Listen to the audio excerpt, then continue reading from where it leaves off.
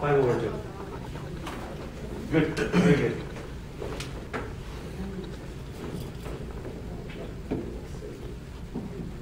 So let's do the opposite. So 29. So let's see, Carl, are you still here? Catching up with you, Alex? I know. Okay, so let's see. We're on page 560, problem number 29. And the problem is given to us in the form of a rational exponent. And we need to rewrite this in the form of radical. 560.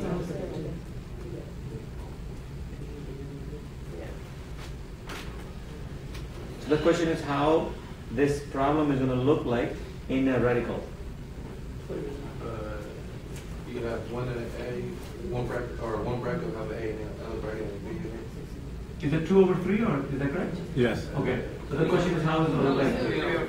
3/2. Okay, sorry.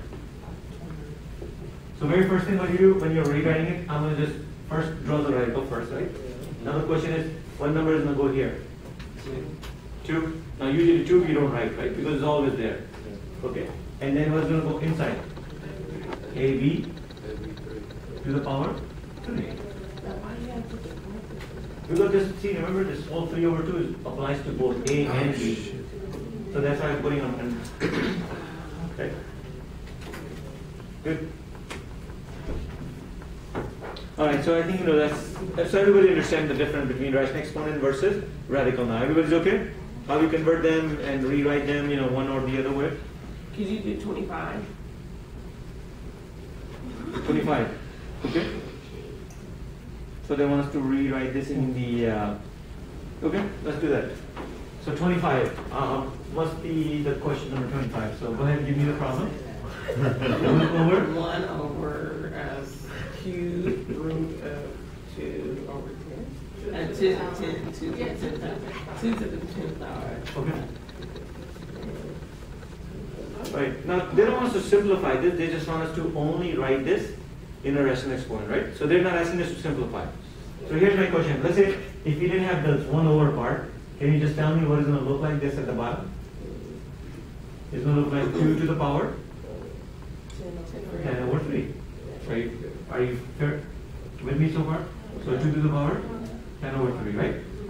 Okay, now the question is, we cannot just leave it right here because this is 1 over something. So they just want us to convert that into. So here's my question. Last time I forgot, I think chapter 4 or 5 we were learning. Whenever you have exponent something at the bottom, and if you take this and move it at the top, what happens to the exponent? No subtract. What happens to the sign of the exponent? When they flip. It becomes the opposite sign, right? If it's a positive, it becomes negative, right? So for example, let's say if I give you x to the power -2 at the top, if I give you, for example, let's say 3, for example, right? So in order to convert that into a positive exponent, if you move it down, it's going to become 1/3 to the power x to the power 2, right? When it comes down, it's going to become negative exponent, it becomes positive exponent, right? So this thing, we're going to do the same thing. We're going to move this at the top, so what happens is going to become 2 to the power -10/3. So this would be the rational exponent for this one. Do we have to draw the radical sign? Yeah. We have to draw the square root sign? They had the radical sign, and they want us to write this in the exponent format. All right. One more. 79.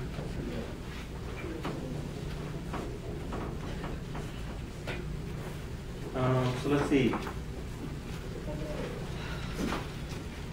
Okay, 79, yes, we'll do the 79. But before we get to the 79, let me just make sure. So now, we were in 25, 29, that sort of a set, right? So what we're going to do, we're going to solve